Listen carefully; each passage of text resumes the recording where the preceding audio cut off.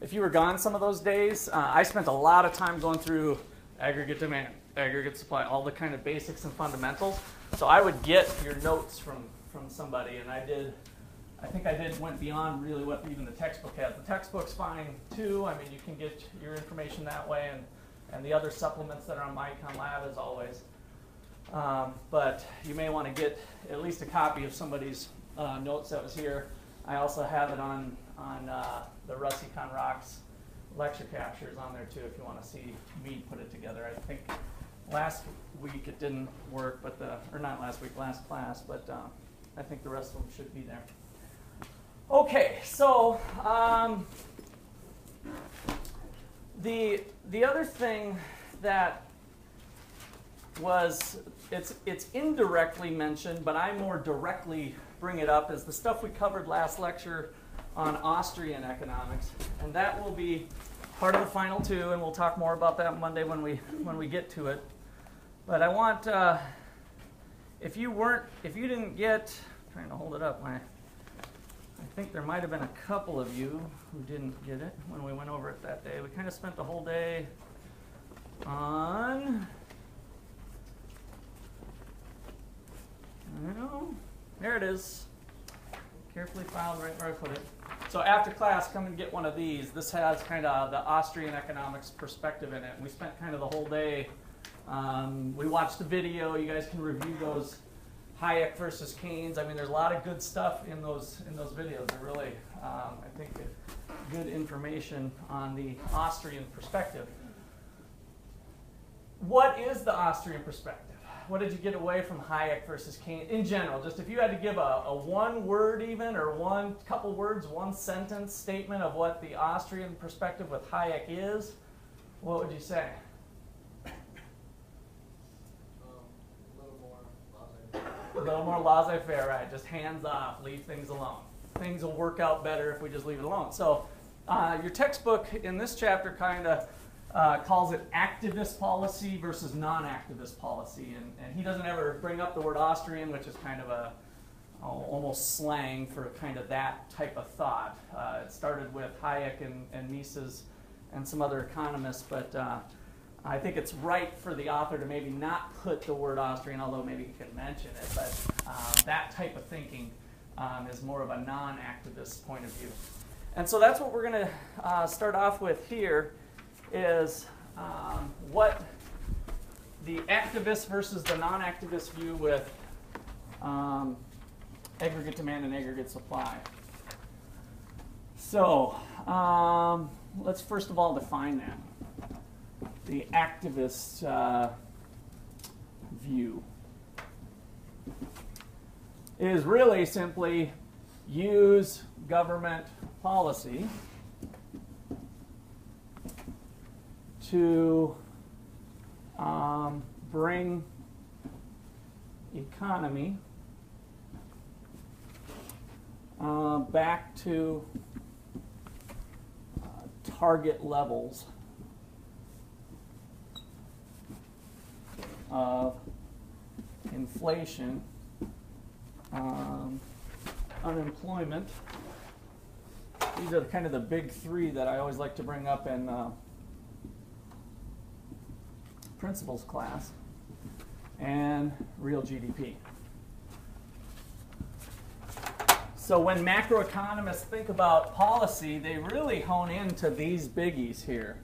Put people to work, keep prices stable, and have some future income for future generations, economic growth. So real GDP, unemployment, and inflation. Those are kind of the three biggies that drive this activist view, with the opinion that they can help with that.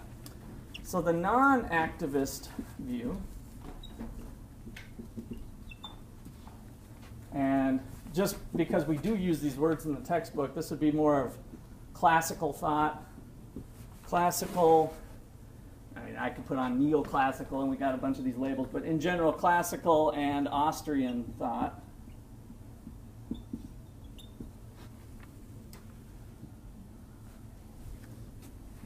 Is the view that prices adjust fairly quickly. And government intervention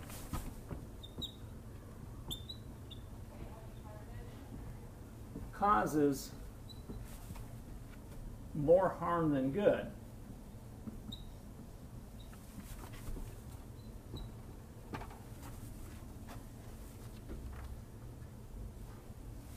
Especially in the long run, but it might even some would argue in the short run. So I think I'll just leave it as more harm than good. I mean, that would be their general opinion. And so up here, the activist view is they get labeled the Keynesians. So activists, non-activists. Milton Friedman would probably fall into this non-activist view. So Friedman, Hayek, and then Keynes up here are a couple big names, and then there's oodles of economists that kind of gravitate towards different camps, and that's where all the fights start off. All right, so let's look at. We're going to do some examples here. So example 1 is a temporary supply shock. Temporary supply shock. So get comfortable with what I call home base in principles class, and it's fair to call it that here too. This you absolutely need to be able to draw out for some partial credit anyway, even if you blow the rest of the problem in the final exam. I mean, you need to be able to knock this one out. So just memorize this if nothing else. Our potential for the economy is anchored in the long run, and it's independent of the inflation rate. In the short run, sticky prices potentially give rise to an upward sloping aggregate supply curve. And then we've got the aggregate demand curve. And again, that's where we spent a lot of time kind of deriving all of those curves before. And so now we're going to shock the system with a supply curve shift. Oops, and I forgot my initial inflation rate. Now, I have one more thing to mention here that's a little different in this chapter because it focuses in on monetary policy. The primary focus of the Fed, at least what they purport to believe, is inflation stability, right? And so as long as inflation stays within a range, currently in the 2 to 3% range is what they call their target, then they feel like, well, they can pursue interest rate targeting, which is the primary, their instrument that they use to influence the economy, as we've talked about in all these previous chapters, getting into the bond market, buying government bonds, buying mortgage-backed securities now with quantitative easing, all that kind of stuff is all dealing with interest rates. But for this graph here, we don't want to forget that their primary thing is some target level of inflation. What did Milton Friedman have to say about inflation and monetary policy?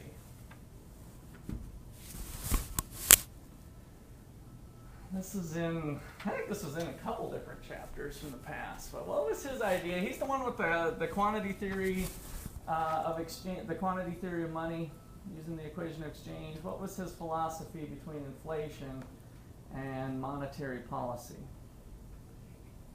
Inflation's only ever caused by monetary policy? Yes, inflation's only caused by monetary policy in the long run.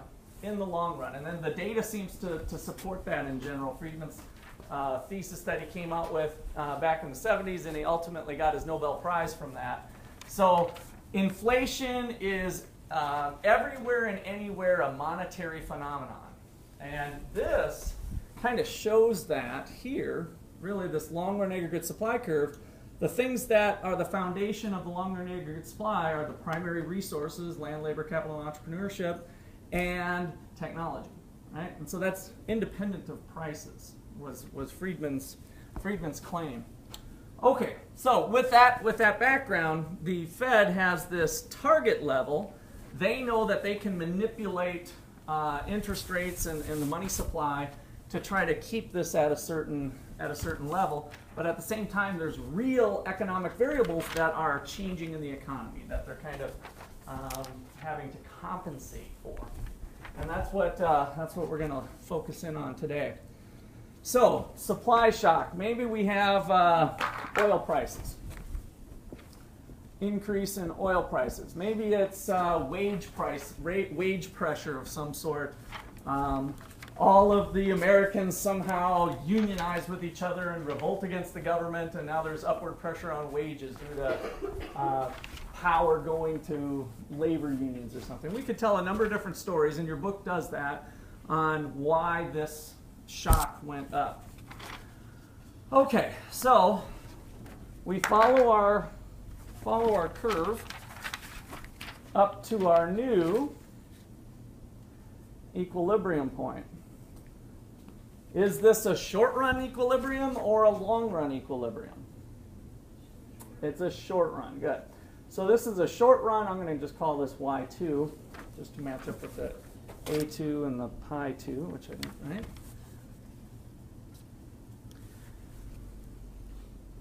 We've opened up a gap, right?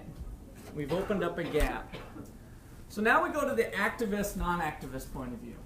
The non-activist hands-off, no policy approach says, let the markets kind of sort themselves out. What's the natural hands-off way that the economy is going to get back to potential?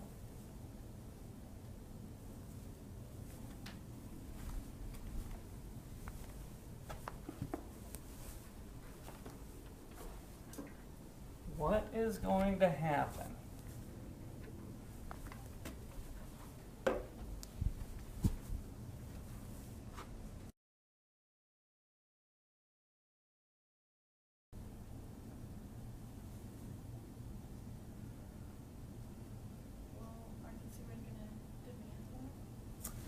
With higher prices, they would tend to be buying less.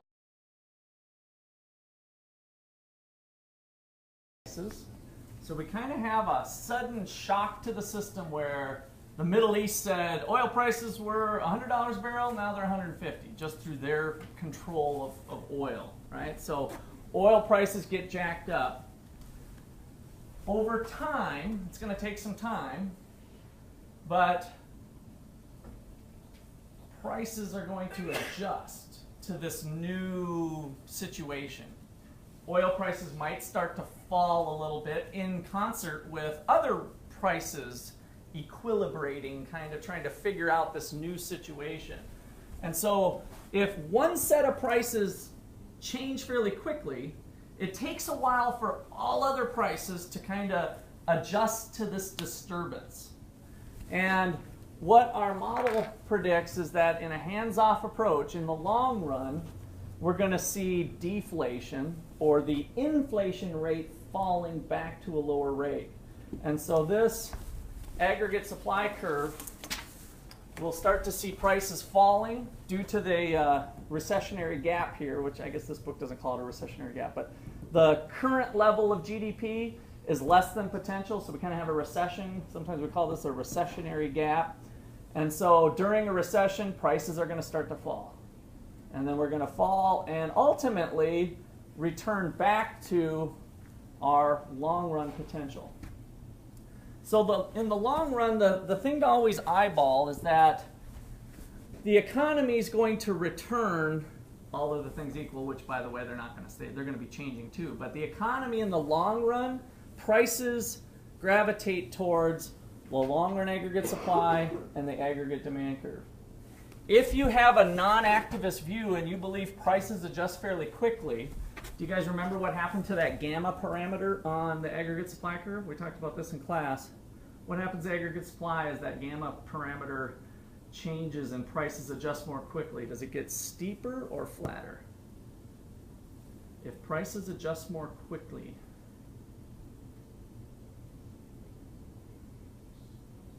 it gets steeper. Now, conceptually, you don't need to know that formula. I just threw that out there to try to jog your memory when we talked about it in class.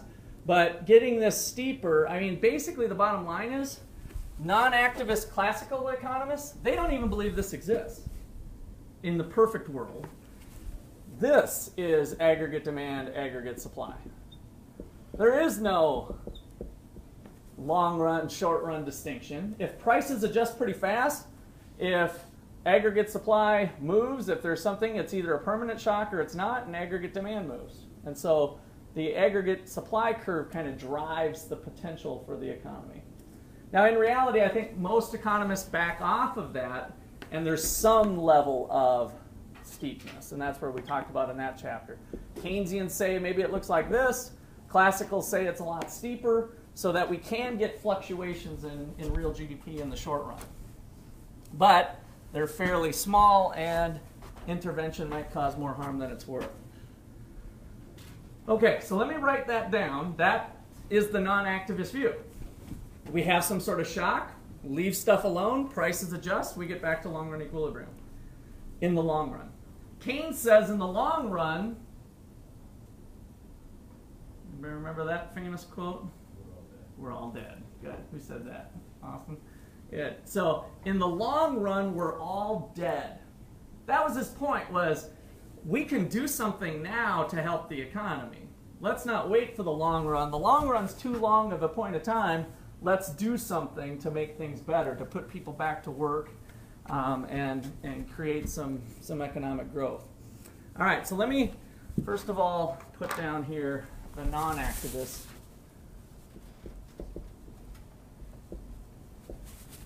Non-activist answer, I guess, if that's probably not the best way to even write it.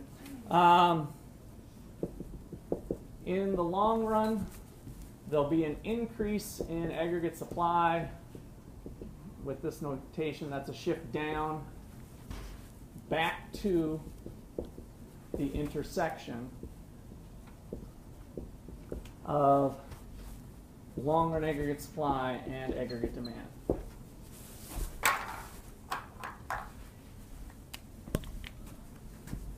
Which kind of brings a key point that you'll see repeated,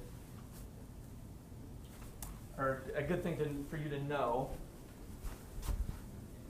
For the non-activists, since they think the long run's not so long of a time, the economy with a hands-off approach is always gravitating towards the intersection of aggregate demand and long-run aggregate supply. So your eyeball should always kind of be there for how this curve's shifting. So it's not even so hard to think, oh, I got to memorize why this thing's shifting down. Just kind of remember, with the non-activist view, we're always getting back to the intersection of the aggregate demand and long-run aggregate supply. That's where the economy is going to naturally gravitate towards.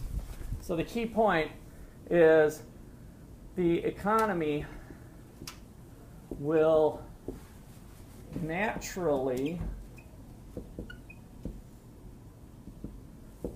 gravitate to intersection of aggregate demand and long-run aggregate supply through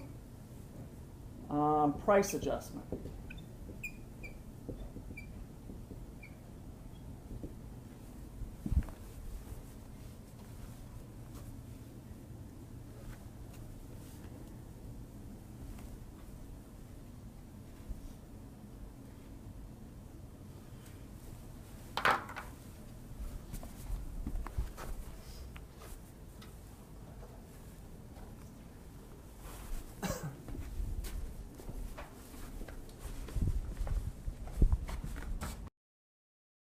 So what's old Keynes going to suggest?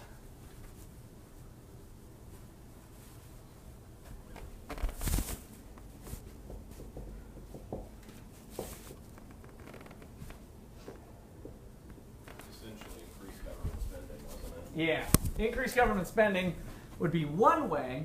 This particular chapter is going to focus in on monetary policy, which is still same. It's an activist policy, whether it's the Fed or fiscal policy. And so from a monetary policy standpoint, what is the Fed going to do? to speed things up. If in the long run we're all dead by the time we get back to potential, how can we possibly get there a little quicker? Buy some bonds. What's that? They're gonna buy bonds. Buy bonds, right? Okay, so buy bonds. You're jumping ahead even. I mean, you're digging deeper than I was even thinking. If they buy bonds, what happens to interest rates? Or what do they want interest rates to do? Go down, right? So interest rates go down, and aggregate demand goes up. So we'd see this type of path. Oops, let me try a different color. Another of these.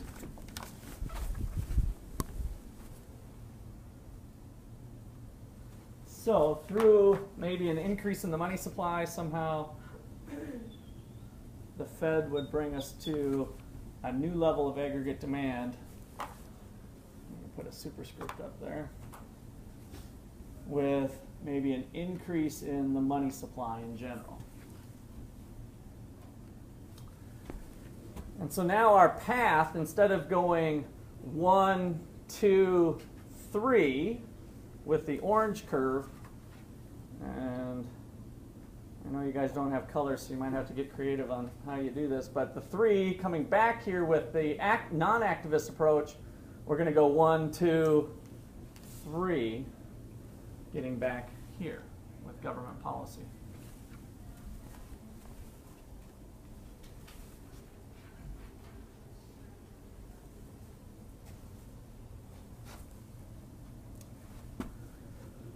Okay, so this brings us to a higher level inflation. Now I picked a single level of inflation, so if this was 2% and this is 2.5%, the Fed might say, that's all right, we're still within that range that we were looking to do. But it is inflationary in the long term to close this gap back to potential. All right, so that's our activist answer. Is increase money, and let me just more broadly say expansionary monetary policy, an increase in M, expansionary monetary policy, which leads to a decrease in interest rates and an increase in aggregate demand.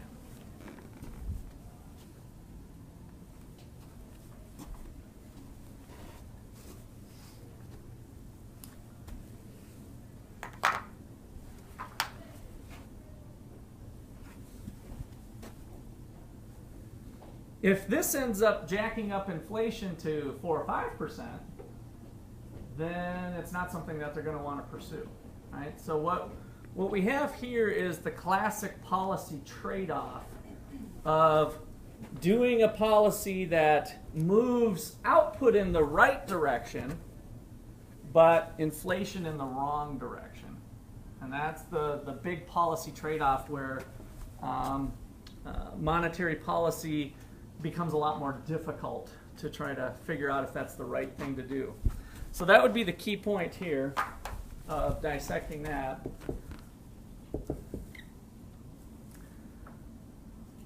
There will be an increase in inflation, which is bad, and an increase in output, which is good. So we got this good-bad trade-off going on.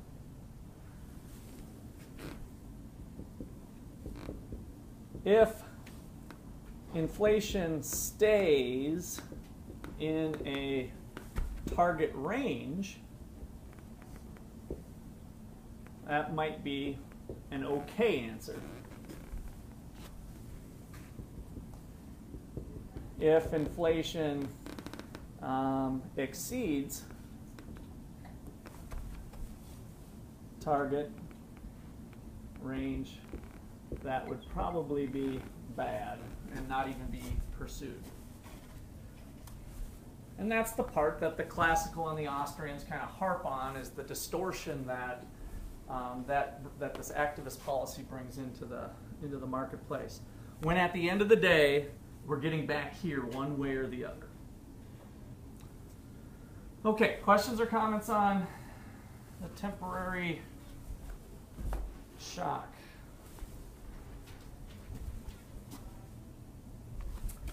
All right. What about a temporary aggregate demand shock? So, why don't you guys go ahead and start this one, just to get comfortable on your own without just point blank copying me. I will put it up there and I won't ask you for your answers, but I think it'd be good for you to start with a temporary aggregate, well, I don't even want to say temporary because it doesn't matter with aggregate demand. A negative aggregate demand shock.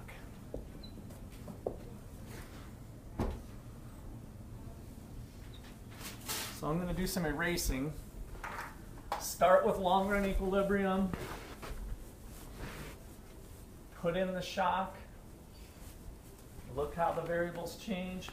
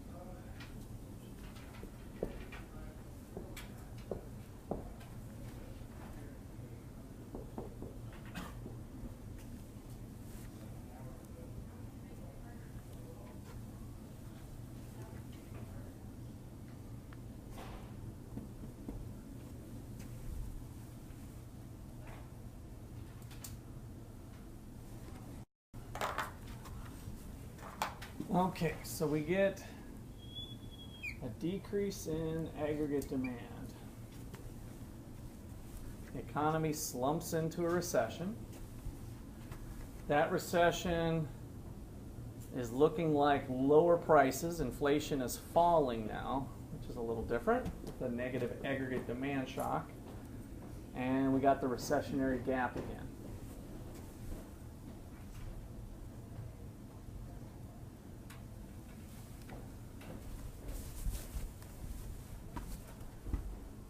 Okay, non-activist view. Where are we heading? Back up here? Everybody agree with that?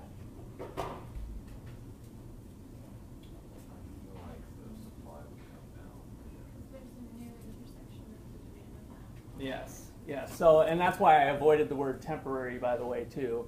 We just have an aggregate demand shock.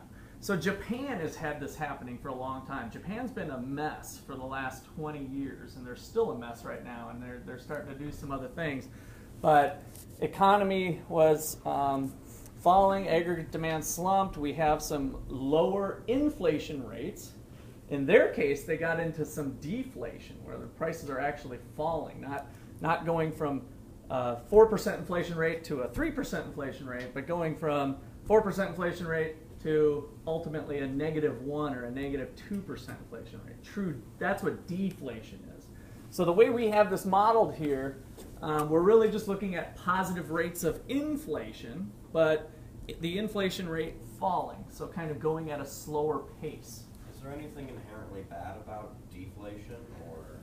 There is a debate on that. I think most economists would say it would be preferred to have close to no inflation and maybe a little bit positive, just for people to, is how most economists, I don't think I would be one of those. I don't think I'd be in the mainstream on that, because I think people will adjust. The economists that argue that it's bad is that just kind of is psychologically bad to have prices falling, but in any economy there's prices rising and falling even in the face of deflation, right?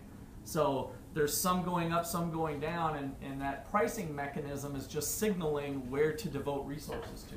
The higher priced things would be something to put resources at it, and ultimately it would be profits, but it kind of is the thing that directs resources to their highest and best use. So, in general, yeah, economists would probably poo-poo deflation and just letting it deflate. We learned from the equation of exchange that through natural economic growth, which can come through population growth, just having babies and the population of the United States growing from 200,000 people to 300,000 people, right? So we have the resource base changing so that aggregate supply, economic growth is occurring over time. The resource base is growing over time. And that equation of exchange said that we should have monetary growth equal to economic growth to keep prices pretty level. That would allow there to be really no pure inflation if we had economic growth of 2 to 3%, which is, by the way, where the United States is kind of at. If we would like to see economic growth at some sort of level, 2 to 3%, we'd like it to be higher, but we can match monetary growth with that, and then we don't have inflation. So I think the main objective is to keep prices relatively stable. Okay, so you were right that in the long, and that's why I gave you that key thing, kind of hang your hat on that. In the long run, without any policy measures, we'd get back to potential here, and so the economy would kind of go from 1 to 2 to 3, which would cause further decreases in inflation, which again, depending on what our target rate is, may not be bad. If our target rate's 2 to 3% and it lowered from 2.5 to 2.3, we don't have numbers up here, right? So that's what we're kind of playing with, depending on how bad that is, would be the question mark.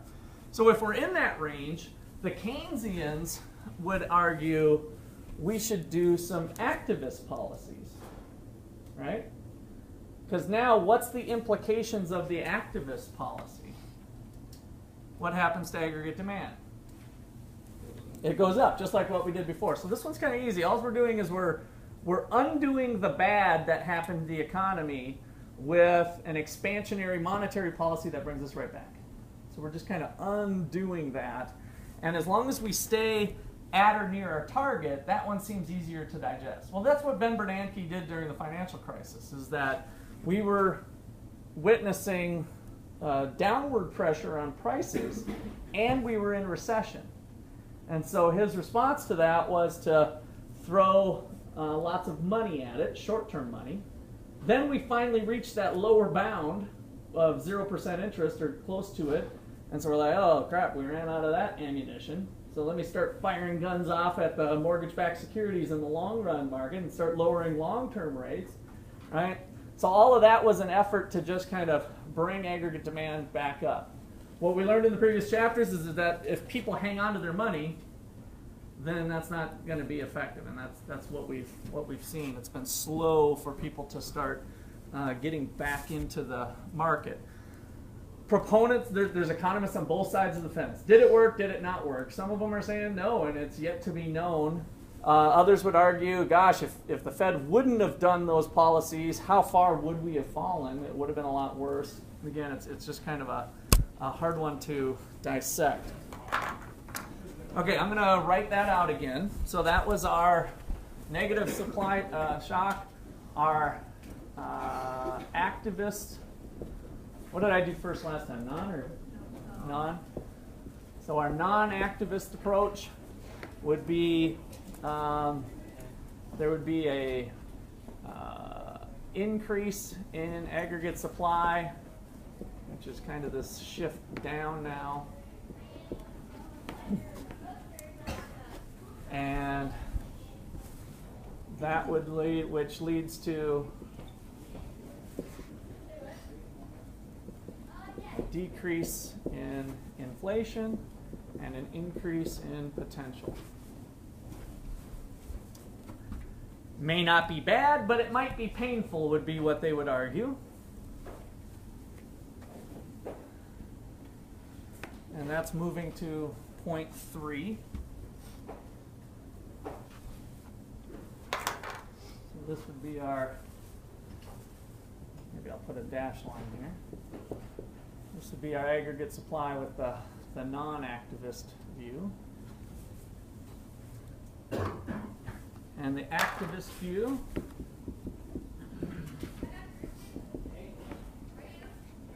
is that we should increase aggregate demand with monetary policy, expansionary of course, I won't write that this time. An increase in aggregate demand with monetary policy to bring us back to pi t and y p.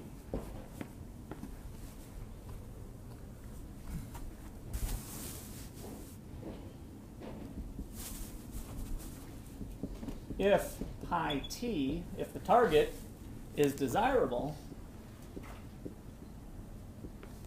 then there are no negative effects.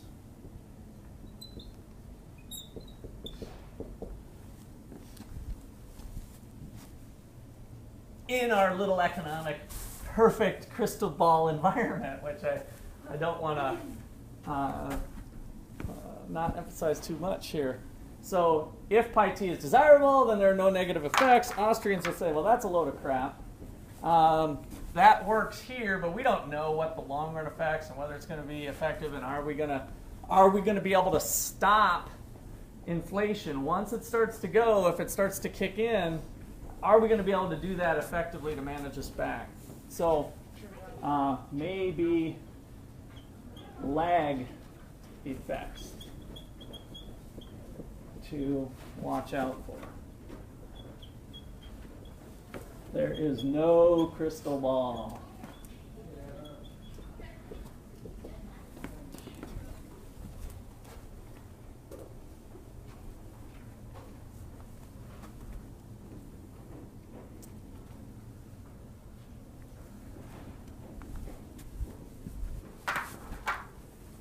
Okay.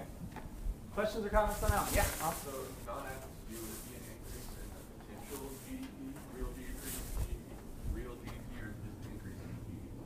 Because wouldn't an increase in potential be It's a- increase in long-term aggregate supply? It's not going to be an increase in potential, but it'll be an increase in, because all that's going on in the economy is prices are adjusting. So nothing real is adjusting. When you put the potential there. Oh, I was a little confused about that. I see what you're saying, yes. That is a good correction to make. So increase in aggregate supply leads to an increase in Y back to YP. Thank you. That's a good distinction to make. I was referencing it from here. Yes, good. And with monetary, and I kind of said it here, so I was okay with this one. I said bringing us back to that point. Okay, good. All right, I just want to get us started on the next one, just to, since our juices are flowing here, and then we'll call it a day. So our last one is a permanent aggregate supply shock.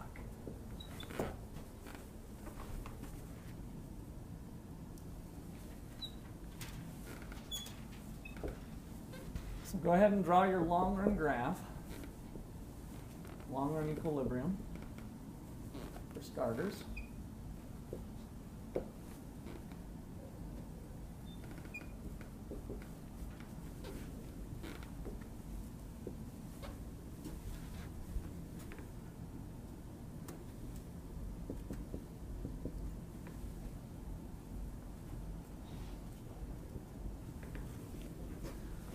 Okay, and with this one, with a permanent change, both long run and short run shift together. It was one of those dual shift things.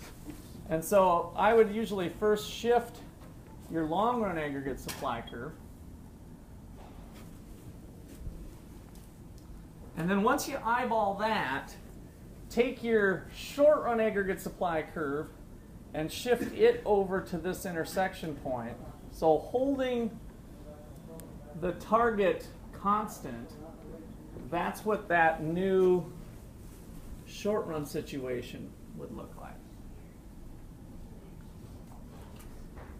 And you can start to see already, well, I'll pick up from here later, but we're going to have some upward mobility and inflation, right? Look at the new short run intersection is where the economy starts to gravitate towards AS2. And so in the short run, we're going to start to, and then ultimately down here would be the non-activist view, we'd be heading up to here.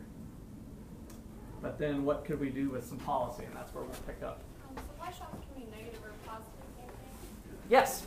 Yep. This one was negative. Yeah, the negative. Yeah, this was negative. So natural disaster, 9/11. You know, there could be Ebola over in Africa is not helping their situation, economic growth. What were the